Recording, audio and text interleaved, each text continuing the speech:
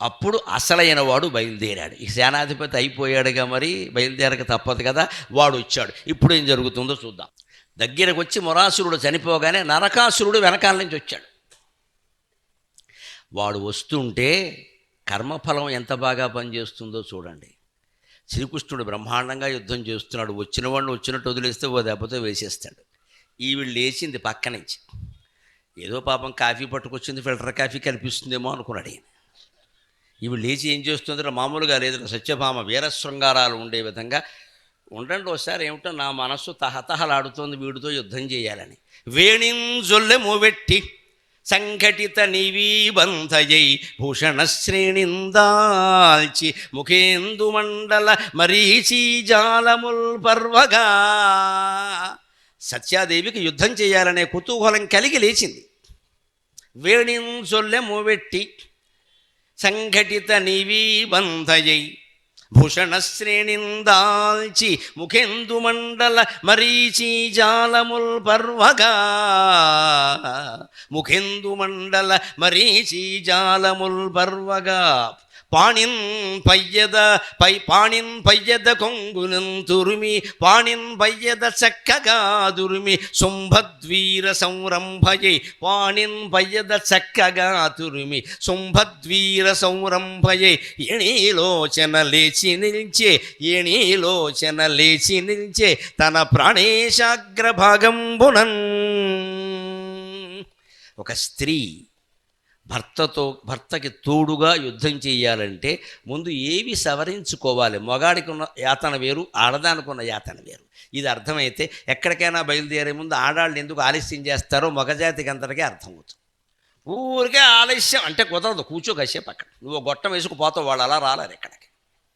మగాడైతే ఓ గొట్టం వేసుకుంటాడు. ఆ చిలక్కొయ్యకి ఎప్పుడో కిందటి ఏడాది కట్టిన బట్ట ఒకటి ఉంటుంది, అది పేన వేసుకుంటాడు, పోతాడు. ఆడవాళ్ళకి అలా కుదరదు. అద్దం ముందు నిలబడాలి, ఇటు తిరగాలి, అటు తిరగాలి, ముడేసుకోవాలి, ఇలా పెట్టుకోవాలి, 100 చేయాలి. ఇంత ఆలస్యం అయిందని కోప్పడ్డం కంటే ఆలస్యమైనా ఎంత అందంగా ఉన్నా అంటే బాగుంటుంది, చక్కగా ఉంటుంది, మన జోలికి రారు, సుఖంగా ఉంటారు. పైగా నేను అవధానంలో అడిగాను, లేడీస్ ఎందుకండి ఆలస్యం చేస్తారని. అమ్మాయి కూడా లేడీ అనే మాట తిరగే అన్న. తిరగేస్తే డిలే. ఆ మాటలోనే ఉందయ్యా, నన్నేం చేయమంటే ఆ మాత్రం భరించ. ఇప్పుడు బయటికి వెళ్ళి ఏం చేస్తావు? ఇక్కడ 5 నిమిషాల ముందెళ్ళి కూర్చోరాదా? ఆవిడ అందంగా తయారైతే మనకే ఆనందం కదా. తయారవలే ఒక గంట సేపు. ఎందుకంటే అద్దం ముందు నిలబడిన ఆడదానికి, మైకు ముందు నిలబడిన మగవాడికి ఒళ్ళు తెలియదమ్మా. ఇద్దరికి ఒళ్ళు తెలియదు. మైకు ముందు నిలబడ్డా అంటే ఈ జన్మకు వదలడు వాడు. అద్దం ముందు నిలబడినా అంతే. ఆవిడ యుద్ధానికి తయారైన విధానం. ఇవాళ వర్క్ ఫ్రమ్ హోమ్, లేదు ఆఫీస్కి వెళ్ళాం, లేదు ఒక కంగారైన పని మీద బండి మీద పెడుతున్నాం. ఎలా తయారవ్వాలి? వేణిన్ సొల్లె మూవెట్టి జడని ముడి వేసింది. ఎందుకంటే స్కూటర్ నడుపుతుంటే ఈ జడని బ్రేక్ మీద పడుతుంది ఇక్కడ, లేకపోతే పక్కవాడి మీద పడుతుంది. సరే ఇప్పుడు అంత వేయడానికి జడలు లేవులండి, గొడవలేదు. కానీ నేను మొహమాటం లేకుండా చూడండి, జుట్టు విరబోసుకుని స్కూటర్లు నడుపుతున్నారు. ఎంత ఇబ్బంది అది, ఎంత ఇబ్బంది. అది కాస్త ముడేసుకోవాలి. ఎందుకంటే స్కూటర్ మీద వెళ్ళడం ఏదో ముఖ్యమైన పనే కదా, ఆఫీస్ పనే కదా. అది అలా ఉంటే పైగా ఇలా ఉండడం వల్ల ఒక ఇబ్బంది ఏమిటంటే, తండ్రిగా చెబుతున్నా, జుట్టు రాలిపోతుందమ్మా. అలా మీరు విరబోసుకుంటే జుట్టు రాలిపోతుంది. తర్వాత ఊరికే ఊడిపోతుంది. మరి నువ్వు విరబోసావు, నువ్వు జడైనా వేయాలి, ముడైనా వేయాలి. వేణిన్ సొల్లెమో పెట్టి, తెలుగు మాట చొల్లెమో అంటే ముడి. జడ ముడి వేసింది, యుద్ధంలో అడ్డు రాకుండాను. లేదా బాణానికి జడ అడ్డం వస్తుంది, ఇలా బాణం తీయగానే దానికి జడ తగులుకుంటుంది, వాడు వేసేస్తాడు. ఇక్కడ ఉంది ఏర్పాటు. ఎప్పుడు పని ఒత్తిడి అంటారు, గుర్తుంచుకోండి. ఒక పని చేయడానికి మనం కూర్చుంటే దానికి తగిన సరంజామా అక్కడ ముందు పెట్టుకోవాలి. కూర్చున్నాక ఆ పెన్ ఎలా పట్టుకురా అంటే ఎవడు పట్టుకొస్తాడు? అక్కడ ఆ పెన్ ఎక్కడ ఉందో తెలియదు. మనకు కావలసిన సామాన్లన్నీ ముందు అక్కడ పెట్టుకుని వంట చేసే వాళ్ళకి బాగా తెలుసు. పోపుల సామాన్లు అన్నీ అక్కడ దగ్గర పెట్టుకుని గ్యాస్ పొయ్యి వెలిగించాలి. కానీ పొయ్యి వెలిగించేసి అప్పుడు కుళాయి దగ్గరికి వెళ్ళి నీళ్లు పెడితే ఈ గ్యాస్ ఎంత వృధా అయిపోయింది. దానికి కావలసిన సామగ్రి దగ్గర పెట్టుకుని అప్పుడు నువ్వు పొయ్యి వెలిగించు. అది సిద్ధపడే విధానం, రెడీ టు వర్క్. అది ఈ పద్యం. వేణిం సొల్లెమోవెట్టి సంఘటిత నివీబంధయై. నివీబంధము అంటే చీర ముడి, దానికి అసలు గట్టిగా బిగించి దీన్నే నడుం బిగించడం అంటారు. తెలుగులో ఒక మాట. ఆయన యుద్ధానికి నడుం బిగించారు, స్వాతంత్రోద్యమానికి నడుం బిగించారు. వంట బ్రాహ్మణుడు కూడా నడుం బిగిస్తాడు వడ్డించడానికి, లేదా వడ్డించలేడు. ఈ కొంగిళ్ళి విస్తట్లో పడుతుంది. నడుము బిగించడం అంటే సిద్ధపడ్డం, టు బిగిన్ ది వర్క్. అని ఎందుకు వచ్చింది అంటే వంట పని చేసేవాళ్ళు కూడా వడ్డించాలంటే ఈ కొండవ తీసి ఇక్కడ బిగిస్తారు, లేకపోతే అడ్డంగా వస్తుంది కదా, మనం నడుము బిగించాలి.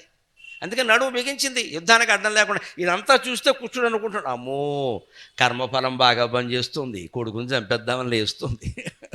కానీ కానీ నవ్వుతున్నాడు ఆయన, చాలా బాగున్నావు చాలా బాగున్నావు. ఆవిడకేం తెలియదు, అమాయకంగా లేచింది. ఎందుకంటే భర్త అలిసిపోతున్నాడు, ఆవిడ ప్రేమ అది, తన ప్రతిభ చూపిద్దామని కాదండి. భర్త అలిసిపోతున్నాడు. ఎంత కృష్ణుడైనా భర్త ఢిల్లీకి రాజు అయినా తల్లి కొడుకే కదా. దేవాతి దేవులందరూ పూజించినా సరే కృష్ణుడు సత్యభామకి భర్త. ఆ భర్త అలిసిపోకుండా ఉండాలని కోరుకోదు ఆవిడ. అందుకని అస్తమానం ఆయనే చేస్తున్నాడు, అలిసిపోతున్నాడు, మనం లేద్దాం అని లేచేసరికి ఈవిడు తయారవుతున్న విధానం చూసి ఆశ్చర్యపోయాడు. వేణిం జొల్లెము పెట్టి సంఘటిత నివీవంతయై భూషణశ్రేణిందాల్చి, గొప్ప విషయం ఇది. ఆభరణాలు సరిగ్గా సర్దుకుంది. ఎందుకంటే సత్యాదేవి సత్రాజిత్తు కుమార్తె. వాళ్ళ నాన్నగారి స్థాయి ఏమిటండి, ఆయన శమంతకమణి ఉంటుంది ఆయన దగ్గర. వినాయకుడు కథలో వస్తుంది కదా శమంతకమణి. రోజుకి 7 బారువుల బంగారం, బారువు అంటే 100 కేజీలు. ఇవాళ ఇప్పుడు పేపర్లో వచ్చింది, పొద్దున చూసే తులం 83,000. అందుకని బారువు అంటే 100 కేజీలు, 100 బారువులు, అటువంటి 100 బారువులు 10,000 కేజీల బంగారం రోజు వాళ్ళ ఇంట్లో అలా వస్తూ ఉంటుంది ప్రవాహంలాగా. అంత బంగారం ఉన్న వాళ్ళ అమ్మాయి ఎలా ఉంటుంది, ఒళ్ళంతా బంగారమే. ఆభరణాలు ఉన్నాయి, వేసుకొని వచ్చింది. కానీ ఈ దుద్దులు, మెళ్ళం హారాలు, మంగళసూత్రం, ఈ చేతికుండే గాజులు ఇవన్నీ ఒకటి సర్దుకుని ఇలా కాస్త కంకణం ఇలా పైకి అనుకోకపోతే యుద్ధం చేసేటప్పుడు ఇది అడ్డమవుతుంది. ఇది మన కంకణం మనకే అడ్డమవుతుంది. అందుకే ఆభరణాలన్నీ సర్దుకుంది. ఎంత సంపద ఉన్నా ఒక్కోసారి ఎలా ఉంటుందంటే మన సంపదలు మనం సంపాదించినవి మనకే ప్రమాదం అవుతాయి, మనం ధర్మంగా లేకపోతే. మనం ధర్మంగా ఉంటే మనకి సహకరిస్తాయి. దానికి ఉదాహరణ రామాయణంలో ఉంటుంది. లోకం బాగుపడాలి కాబట్టి ఒక్క మాట చెబుతా, అక్రమంగా మనం సంపాదించామంటే ఆ సంపదే మన ప్రాణాన్ని హరిస్తుంది. రావణాసురుడు అందరినీ దోచుకుని దుక్పాలకులను జయించి అక్రమంగా సంపాదించాడు. ఆ కొండలు, పర్వతాలు, చెట్లు, భూమి, మొత్తం నేలంతా అక్రమమే వాడి సంపాదన. సక్రమమైంది ఒక్కట్లేదు. అందుకే ఆశ్చర్యం ఏంటో తెలుసా, రామరావణ యుద్ధంలో వానరులు ఒక్క ఆయుధం వాడలేదు. ఆంజనేయ స్వామి సహా ఎవరు ఒక్క ఆయుధం వాడలేదు. వాళ్ళు ఏం చేశారు అంటే లంకలో ఉండేటువంటి కొండ శిఖరం తీసి వాడి మీద వేశారు, అక్కడ ఉండే పెద్ద చెట్లు తీసి వాడి మీద వేశారు. ఏమైంది, ఇప్పుడు నీ చెట్లే నీకు శత్రువులయ్యాయి, నీ కొండలే నీకు శత్రువులయ్యాయి. ఎందుకంటే అక్రమంగా సంపాదించావు కాబట్టి. అది గుర్తుపెట్టుకుందాం. అక్రమంగా సంపాదించి పిల్లల్ని కని వాళ్ళకి ఇస్తే ఆ పిల్లలు మనకి శత్రువులు అవుతారు. వాళ్ళ కారణంగా మనం జైలుకి వెళ్తాం. వాడు చేయకుండా వ్యాపారం చేస్తాడు, మొత్తం క్షౌరం అయిపోతుంది. సక్రమం, ఇంట్లోకి వస్తున్న ప్రతి రూపాయి సక్రమమా కాదా, సక్రమమా కాదా. లక్ష్మీదేవి పాల సముద్రంలో పుట్టిందమ్మా, పాపాల సముద్రంలో పుట్టలేదు. హిందూ పురాణాలను దయచేసి అర్థం చేసుకోండి. పాల సముద్రం, మనం సంపాదించే ప్రతి రూపాయి పాల సముద్రంలో పుట్టాలి, పాపాల సముద్రంలో పుట్టకూడదు. ఆ ఒక్క నిబంధన ఉంటే దేశం బాగుపడుతుంది, అవినీతి మొత్తం పోతుంది. మనుషుల ఆశలకు అంతు లేవు. అందుకని భూషణాలు ఉన్నాయి, అవన్నీ సవరించుకుంది ఆవిడ. ఈ వాచి ఉందనుకోండి ఇలా పెట్టుకుని, ఈ కాకరకాయ ఇలా పెట్టుకుని, ఉంగరాలన్నీ ఇలా తిప్పు జాగ్రత్తగా, లేకపోతే అడ్డమవుతాయి. అంతేకాదు, ముఖెందు మండల మరీచి జాలముల్ పర్వగా, అప్పుడు కూడా యుద్ధానికి సిద్ధపడినప్పుడు కూడా ఆవిడ ముఖం అనే చంద్రమండలం వెన్నెల కిరణాలు వెదజల్లుతోంది. అంటే నో స్ట్రెస్. చిన్న పని పెరిగిందంటే మనకి విపరీతమైన, ఇంకా ఆయన మొహం చూడలేము, నువ్వు గొబగొబలు అడిపోతూ ఉంటాడు ఇక్కడ. మరి ఏం చదువుకున్నాడో తెలియదు ఇక్కడ. ఎందుకంటే ఐఎమ్ ఇన్ వర్క్ అంత కంగారు ఎందుక, ఇంకెవడు పని చేయట్లేదు ప్రపంచంలో, నువ్వు ఒక్కడమేనా.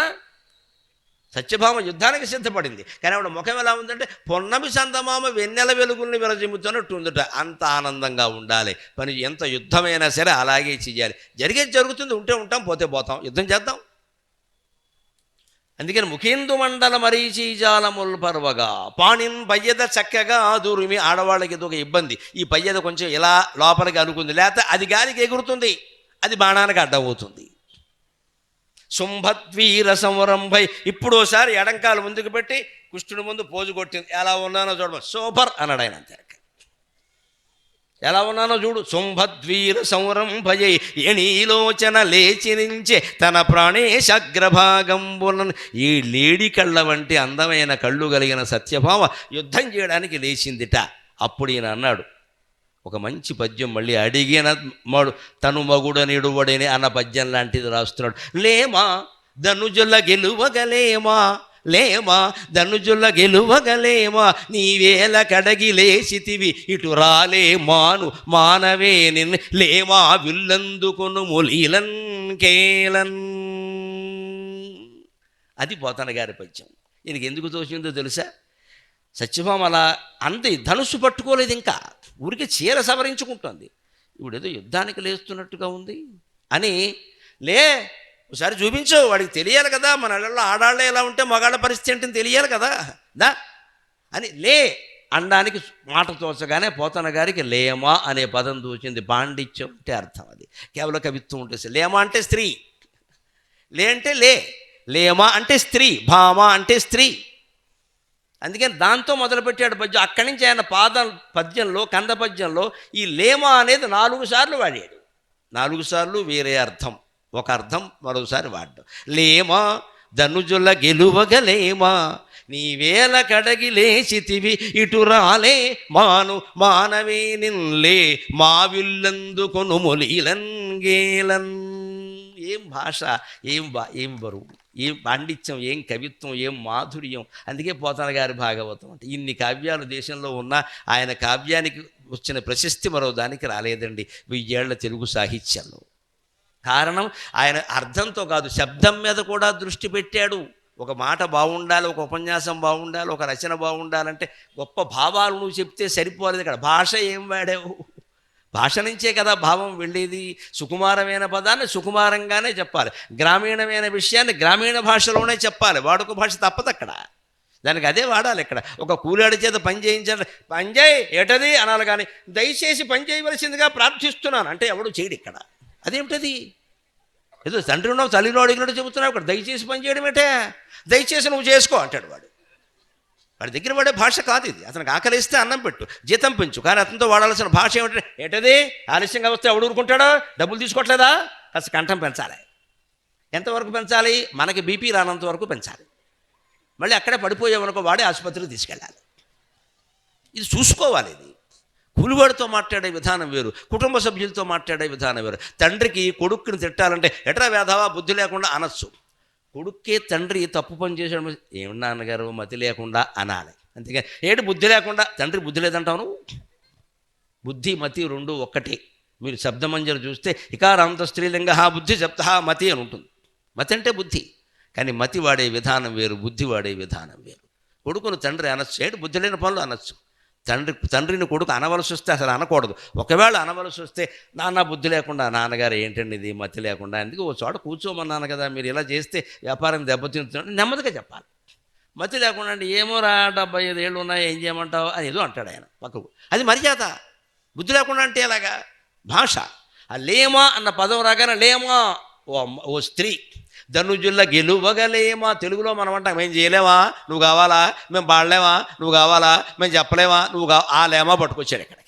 లేమా ధనుజుల గెలువగలేమా, నీ వేల కడగి లేచితివి. ఎందుకు లేచావు? మేము లేవలేమా, నువ్వెందుకు లేస్తున్నావు అంటే యుద్ధం చేద్దామనే. అంటే నా శక్తి మీద ఏం నమ్మకం లేదా? సరసం కదా, అందుకని నా శక్తి మీద నమ్మకం లేదా? ధనుజుల గెలువగలేమా, నీ వేల కడగి లేచితివి ఇటు రాలే మాను. ఊరికేనండి ఇందాక నుంచి కూర్చుని నడుము పట్టేసింది, అందుకని ఓసారి లేచా అంటావేమో, అనొచ్చు కదా, దానికి ఏముంది. అందుకోసమా నడుము పట్టేసి లేచావా, ఏదో నడుము బిగించావేమో అనుకున్నాను నేను. ఇటు రాలే మాను, రాలేకపోతే మానై, మానవే లేదండి యుద్ధం చేయడానికి లేచానంటావా, సంతోషం సత్య. లే మా విల్లందుకొను మొలీలన్ కేలన్. లే అది ఒక మాట, మా విల్లందుకొను, ఇదిగో నా విల్లు నువ్వు తీసుకో, నేను కాసేపు ఇక్కడ కూర్చుని యుద్ధాన్ని చూస్తా అని భార్యకి సమానమైన అవకాశాన్ని ఇచ్చి, ఆవిడ కర్మఫలం ఆవిడ, నరకాసురుడు కర్మఫలం నరకాసురుడు అనుభవించడానికి భగవంతుడు ఒక ప్రణాళిక వేశాడమ్మా. ఈ ప్రణాళిక ఫలితాలు ఎలా ఉంటాయో, ఇందులో అత్యంత విషాదకరమైన సన్నివేశం ఎలా ఉంటుందో, తల్లి పుత్రుల మధ్యలో సంవాదం ఎలా ఉంటుందో రేపు మనం సాయంత్రం 6 గంటలకు కలుసుకుని తెలుసుకుందాం. అంతవరకు తెలుగులో మాట్లాడదాం. సెలవు.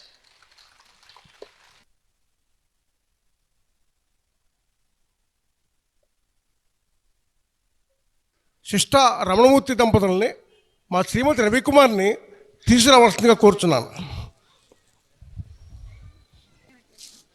మీరు కూడా రండి, బైక్ వస్తాను. ఒక నిమిషం వస్తూ ముందు గురుగారు సత్కారం అవ్వాలి కదా, గురు సత్కారం అయ్యాక అదే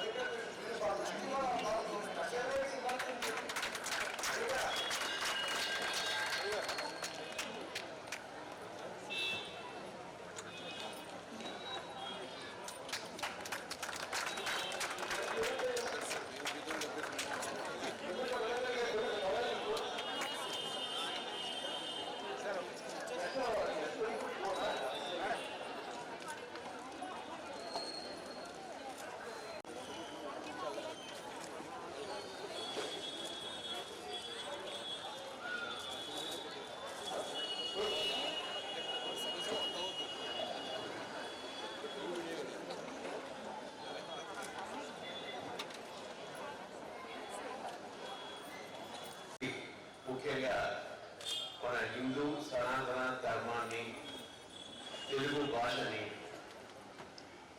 తెలుగు పద్యాలని ఈరోజు 30 నుంచి 40, 50 సంవత్సరాల యువతకి కొంతమేరకు అర్థమయ్యేటట్టుగా, దాని మీద మమకారం కలిగేటట్టుగా వారి ప్రవచనాలు ఉండడం. నేను వచ్చినప్పుడు 2 గంటల సేపు కూర్చోవాలి, కష్టమేమో అనుకుని వచ్చాను. కానీ వారి పద్యం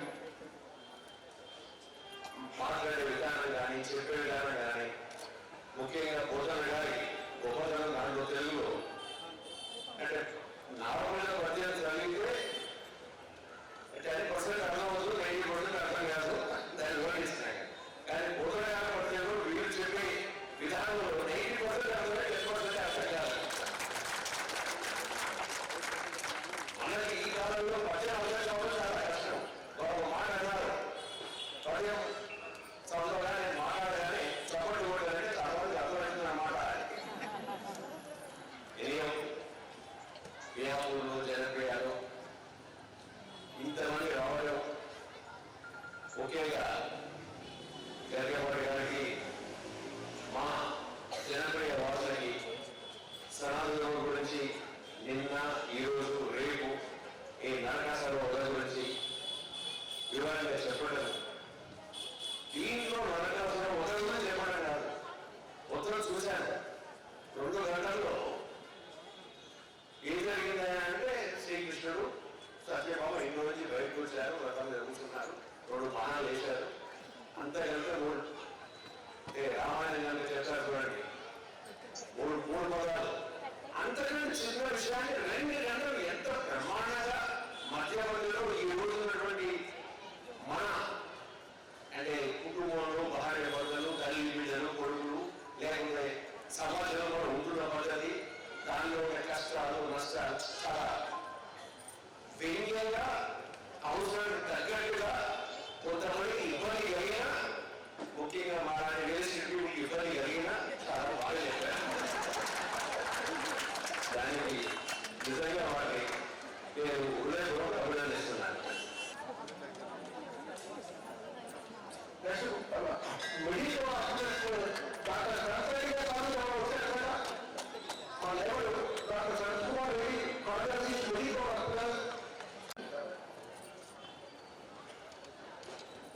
మాకు మా కుటుంబానికి కూడా స్నేహితులు నేను రిక్వెస్ట్ చేశాను, నువ్వు కష్టపడేది వచ్చి సరిపోయి గురి గారిని తీసుకొచ్చి మా వైపు గురువు గారిని తీసుకెళ్తున్నారు.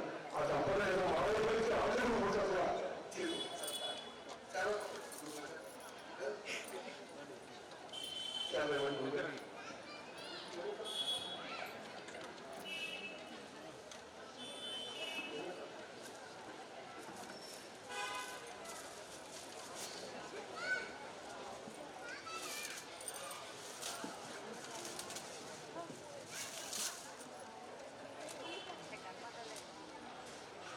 కొంత